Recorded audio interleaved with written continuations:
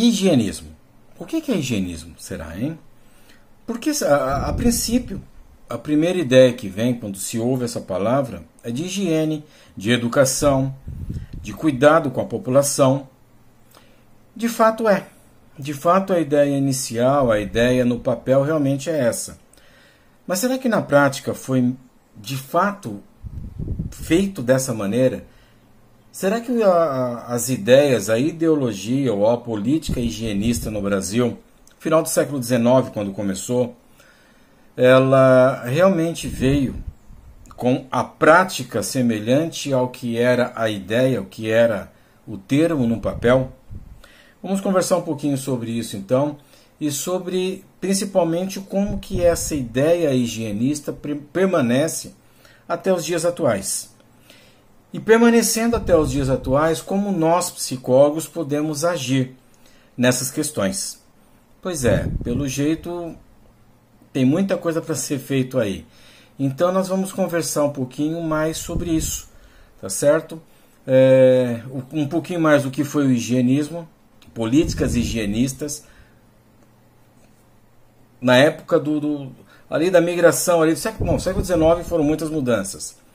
Então, saindo de um Brasil Império para um Brasil República, saindo então de um país escravocrata para um país abolicionista, o que aconteceu com essas pessoas? E vamos conversar também um pouquinho.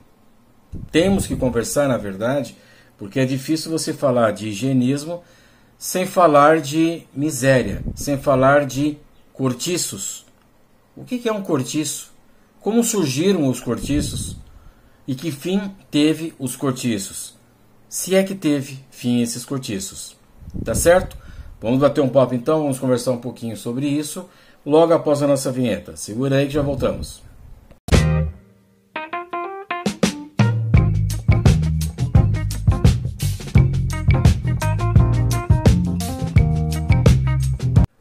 Bom, pessoal, vamos lá então. Para começar a falar sobre essa ideia higienista que foi originada, digamos assim, que teve essa ideia mais reforçada meados do século XIX, meados do século XIX, começo do século XX, nós temos que pensar um pouquinho o que vivia o Brasil naquele período, naquele momento. Século XIX, o Brasil estava pegando fogo. O século XIX é um período de grandes mudanças no cenário político-social, em que necessitava-se de algumas medidas extremas para se acabar com aquele governo absolutista, monárquico de Dom Pedro, tá certo? Então o que acontece? No começo do século, primeira metade do século XIX, foram várias revoluções, várias guerras com o intuito de dividir o Brasil, para diminuir, para quebrar um pouco esse poder que o monarca, que o imperador do Brasil tinha sobre todas as províncias, todas as regiões do Brasil. Então nós estamos falando, por exemplo, de 1917, que ocorreu uma Revolução Pernambucana, querendo uma independência, aquela região do Nordeste querendo uma independência do restante do Brasil.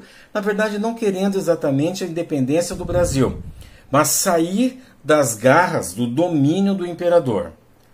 Não deu certo, Pernambuco perdeu, a Revolução Pernambucana teve seu fim e houve uma intervenção por 75 dias, se não me falha a memória.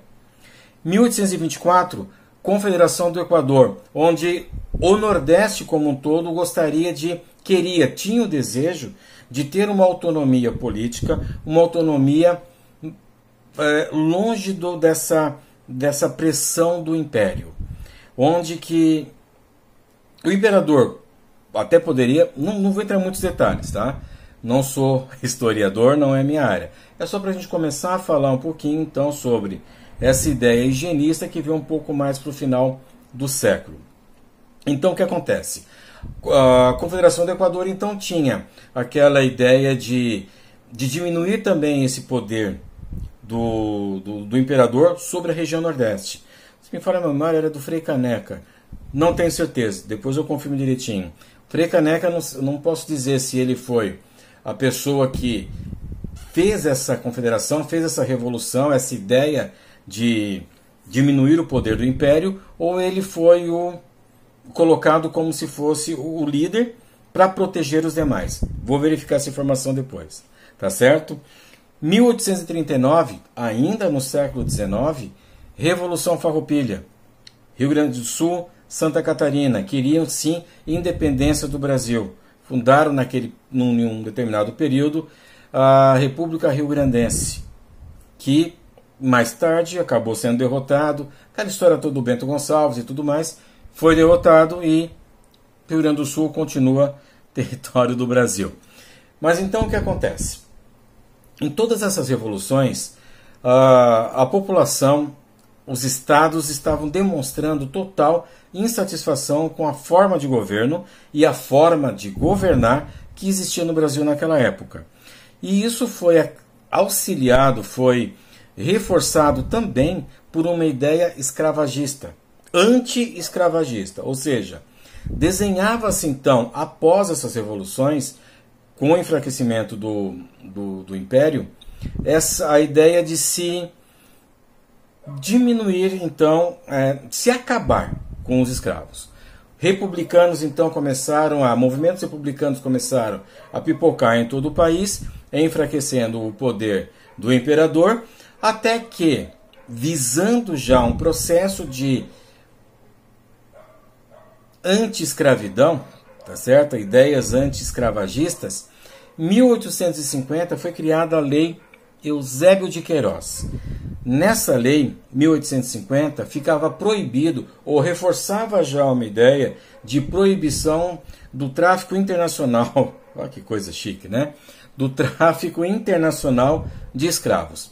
Então, os escravos que existiam no país, tudo bem, continuavam escravos. Porém, não se podia mais trazer escravos vindo da Europa, vindo da África, vindo de qualquer lugar.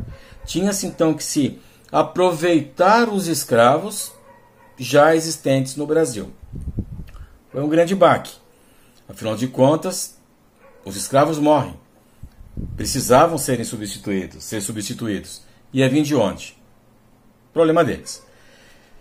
No ano de 1871, uma nova lei e um novo golpe na campanha, nas ideias escravocratas do Brasil, que foi sancionada, foi criada a Lei do Ventre Livre. Ou seja, toda criança nascida, mesmo de uma escrava, ele já nasceria cidadão livre. Então não existiriam mais crianças escravas. Essas crianças até poderiam ficar com as mães, porém não eram mais escravas. Mas cá entre nós, acabava ficando ali, acabava trabalhando, acabava informalmente sendo escravos. Ok. 1885, olha como o século XIX foi conturbado. 1885, sancionada a lei do sexagenário. Essa lei foi fantástica, né? A lei do sexagenário quer dizer o quê? Quando o escravo completasse 60 anos de idade, ele estaria livre. Pergunta: quantos escravos será, trabalhando de sol e sol, em todas aquelas condições que a gente já conhece, conseguiriam chegar aos 60 anos de idade? Eram poucos. Mas tá, tudo bem. Se tivesse algum completando 60 anos de idade, estariam livres. Perfeito. Até que em 1888 foi assinada, então, a abolição da escravatura. A partir daquele momento, não existia mais escravos no Brasil. Era proibido, então, os grandes proprietários de terra, os grandes barões de café, enfim, os grandes latifundiários do Brasil, perderiam, então, essa força de trabalho, tendo que recorrer a outras formas. Tendo que recorrer, como nós vamos falar um pouquinho mais adiante, mas a importação ou tráfico de europeus, principalmente italianos, alemães, vindo para o Brasil com a ideia de se trabalhar no Brasil, para substituir a mão de obra escrava. Não entrarei nos detalhes de de como foi essa migração. Como foram esses imigrantes vindo para o Brasil, certo? O que eu posso dizer é que essas pessoas vindo para o Brasil buscando condições melhores significa o quê? Que lá na pátria mãe deles, lá na Europa, eles não tinham boas condições. Muitos considerados na Europa miseráveis. Vindo para o Brasil, tinha a ideia, tinha-se então a promessa de ganhar muito dinheiro nas lavouras de café, uva, enfim, as lavouras que imperavam, poucos de uva, mais café, que imperavam naquele momento no Brasil. Século XIX ainda, 1889, finalzinho do século XIX, quase virando o século XX. Proclamação da República no Brasil. Acabou-se o Império. O imperador foi lá e falou: não quero mais no Brasil o regime monárquico imperial. Não, vai ser república. Claro que não. Tem-se aí o primeiro golpe militar no Brasil. Marechal Deodoro da Fonseca simplesmente falou: o imperador, vai dar uma volta, quem comanda agora sou eu. Então, assim, começamos já o século XX com uma visão republicana. E como republicana, toda a estrutura do país deveria ser modificada. Deveríamos-se então pensar em uma migração, uma mudança então da cara desse país. Não tinha-se mais um imperador, um rei. Tinha-se então um presidente. Como esse presidente ia então organizar, administrar todas essas terras, todas essas pessoas que estavam nessa terra. Detalhe: os escravos foram libertos. Ok, são cidadãos livres. Muitos imigrantes europeus chegando no Brasil. E aí? Como é que a gente faz essa roda rodar? Tá certo? Rio de Janeiro, capital do país. Perfeito. Muitos escravos libertos. Legal. Escravo não estudava. Escravo não tinha orientação sobre saúde, sobre higiene. Escravo não sabia fazer nada, somente ser escravos. Então, como sobreviver em uma cidade, em um local que prioriza o trabalho? Como sobreviver numa cidade sem nada saber? Então o que acontece? A abolição da escravatura ocorreu no papel. Porque, na verdade, aquelas pessoas todas continuavam, de certa forma, sendo escravos e tendo que se virar para morar em algum lugar. Então o que acontece? A cidade naquele momento, o país como um todo, a partir de 1850, vinha deixando a ideia de ser um país ruralista, um país que sua economia dependia basicamente ou totalmente de produções agrícolas, da agricultura, e já com a ideia da industrialização.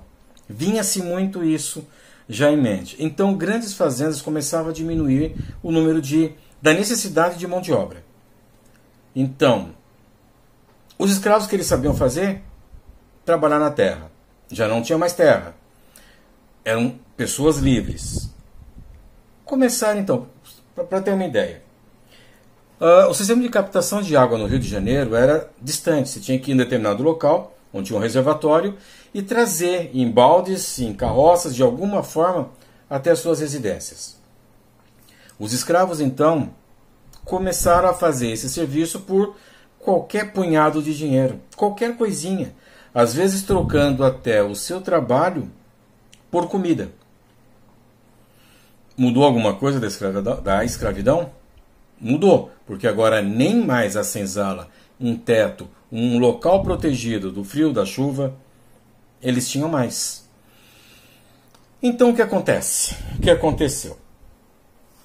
Alguns daqueles grandes proprietários, os grandes senhores escravos, de alguma forma acabaram perdendo muito dinheiro e abandonando suas grandes mansões.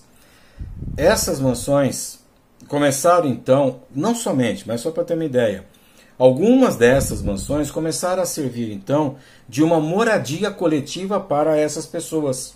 Cada quarto da mansão, da casa, da grande casa, do palacete, se transformava então em uma casa. Em um prédio que antes vivia apenas uma família, viviam 30 famílias ali dentro. Outra situação, alguém tinha um pedacinho de terra, um terreno, para vocês terem uma ideia de dimensão, 10 metros de frente, 20 metros de comprimento, 30 metros de comprimento, e faziam pequenas casinhas ali dentro. Tinha-se então pequenas casinhas, e esses moradores, essas pessoas que não tinham condições de pagar um aluguel no local melhor, ou de adquirir um espaço deles, então o que acontecia? Eles iam para esse local. Nesse local, tinham pessoas então que sem nenhuma estrutura social, não sabiam de nada. Não sabia, por exemplo, o que era um saneamento básico. A cidade também não oferecia isso naquele momento, naquele período. A questão de educação, de bons comportamentos. Quando eu falo de educação e bons comportamentos, eu estou pensando na visão que a elite daquele momento, a grande elite daquele período do Brasil tinha, que eram mais aqueles modos refinados da Europa, Paris principalmente. Porque o filho do grande proprietário, as pessoas que tinham posses, iam estudar em Paris, iam estudar na Inglaterra, traziam então os bons modos, totalmente diferentes dos modos do comportamento, dos costumes dos escravos. Então eram tidos como pessoas que não eram bem-vindas naquele local. Certo? Continuando ainda no Rio de Janeiro, 1902, já século XX, maravilha. 1902, se não me falha a memória, mais de 700 cortiços foram destruídos para a construção da Avenida Brasil, ou Avenida Atlântica, acho que é Avenida Brasil, vou confirmar direitinho, no Rio de Janeiro, priorizando então as pessoas que moravam ali da elite. Vamos falar de classes ainda, tá? Como já falamos em um vídeo anterior. Vamos falar da elite. Elite é quem tem, quem pode e quem manda, tá certo? Então essas pessoas viviam nesses locais sem nenhuma condição de higiene, sem nenhuma condição mínima, básica, para um bom desenvolvimento. Muita sujeira, sim. Mau cheiro, sim. Muitas doenças, sim. A mortalidade infantil muito grande, com certeza, por falta de saneamento básico. Isso deveria ser oferecido pela cidade, pelo governo. Se não me falha a memória, na época o governador do Rio de Janeiro era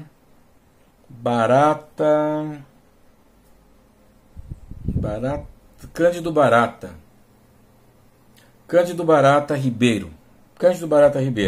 Ele era um médico, nascido em Salvador, se formou em Campinas, foi para o Rio de Janeiro, muito envolvido com política, e a ideia da higienização. No início, a higienização, uma ideia fantástica, tá certo? Consistia em acompanhamento médico sanitário a essas pessoas, a todas as pessoas, educação, ensino, de fato, ensinar essas pessoas a como cuidarem da própria saúde e da saúde coletiva. Acho que ainda hoje não aprendemos, mas tudo bem. Vamos pensando aí na questão das máscaras, né? Mas tudo bem. Então o que acontece? Nesse momento, as pessoas que moravam nesses cortiços, eles tinham que passar por essa política de higienização. Porém, muito mal estruturada, visando apenas o bem-estar das elites. Vou correr um pouquinho porque estou ficando muito longo o vídeo. Não vou entrar em muitos detalhes como entrei até agora. Então a ideia da higienização era acabar não com as questões de doença, não com as questões sanitárias, mas acabar com o pobre miserável, morador desses cortiços. Com o crescimento da cidade, não havia mais lugar para essas pessoas. Então essas pessoas foram obrigadas a saírem dos grandes centros, que ali nos grandes centros eles tinham até uma estrutura boa de trabalho, de pesca, de médicos, enfim, estava concentrado nas regiões mais centrais. Eles foram expulsos, então, de alguma forma, dessa região central, tendo que ocupar a periferia. Rio de Janeiro, ocupar os morros. Opa! Pode-se pensar, então, no surgimento das favelas a partir desse movimento higienista?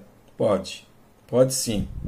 Aí vem a pergunta, ok, e qual a diferença, então, naquele momento, dos cortiços para as favelas?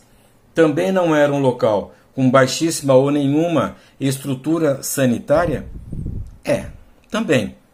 Só que a favela era ocupação. Na favela, ninguém queria ir lá, era longe. Então, pode ficar. Na favela eles não pagavam aluguel. Na favela eles estavam livres. A terra era deles, a casa era deles. Grande diferença, então, do cortiço urbano para a favela periférica. É assim que funciona. Infelizmente é assim que funciona. Por que falando de tudo isso? Vamos agora para o século XXI, saindo do século XIX, rapidinho comecinho do século XX e vamos para o século XXI. Vamos falar então hoje como que o psicólogo social pode trabalhar junto. Vamos pensar, vamos tirar um psicólogo daqui a hoje e devolver ele lá no século XIX, começo do século XX. Qual seria o trabalho do psicólogo naquele momento, naquela situação? Digamos que essas pessoas tivessem algum tipo de direito. O psicólogo iria então conscientizar essas pessoas dos direitos que eles têm, iria então trabalhar esse coletivo de maneira organizada, iria passar para eles uma integração familiar, criação de vínculos, garantia de direitos básicos de sobrevivência até para essas pessoas. Alex, ia resolver alguma coisa? Naquela época, com certeza não.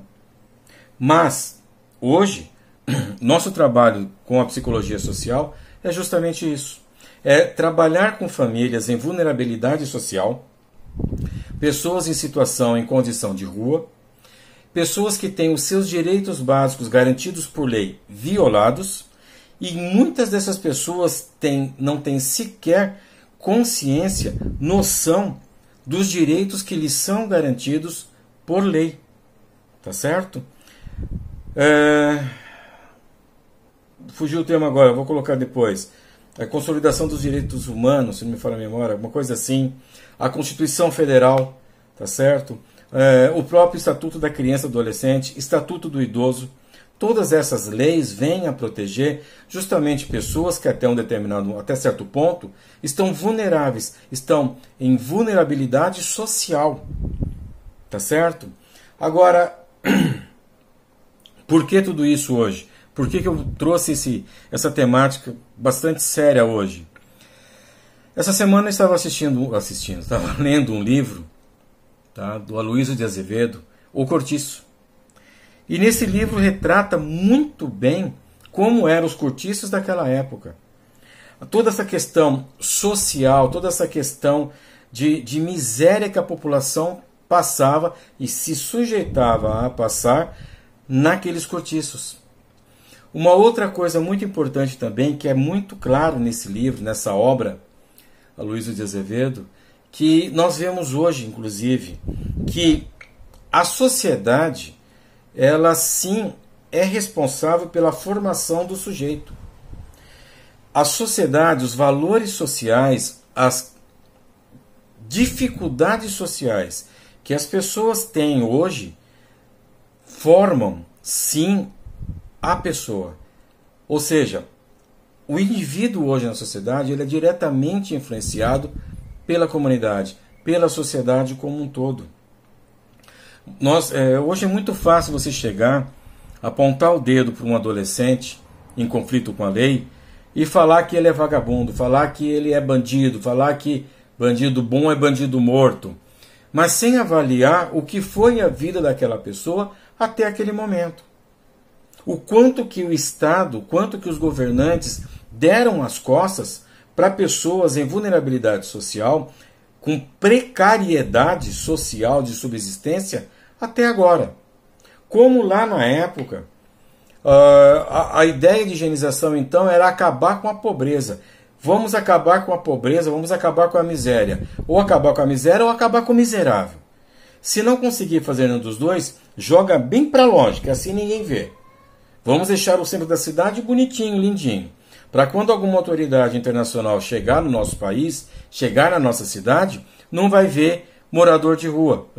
Não vai ver pessoas em situação de rua. Ter um morador de rua não é correto. Meti um falho aí, uma falha, mas corrigindo. Pessoas em situação de rua, mendigos, pedintes, usuários de drogas, espalhados por aí. A nossa Cracolândia, em São Paulo, por exemplo, e tantas outras Cracolândias que existem por aí. Redutos de pessoas excluídas e que o governo municipal, estadual e federal simplesmente fecha os olhos. Nós, psicólogos sociais, então vamos até essas pessoas, identificar as suas necessidades e ser a voz deles, então, para o poder público, para as políticas públicas de assistência social nas cidades. Nós não podemos, o psicólogo social, ele não clinica, ele não dá o atendimento clínico, o acompanhamento, a psicoterapia. Porém, em uma situação de, digamos assim, um adolescente na rua, um membro de uma família na rua, se ela está na rua, é que esse vínculo familiar foi totalmente rompido. Então, restabelecer, fortalecer esse vínculo é um papel do psicólogo social. É um papel que nós podemos fazer, fazendo muito bem feito, vai gerar um benefício muito positivo para toda a sociedade.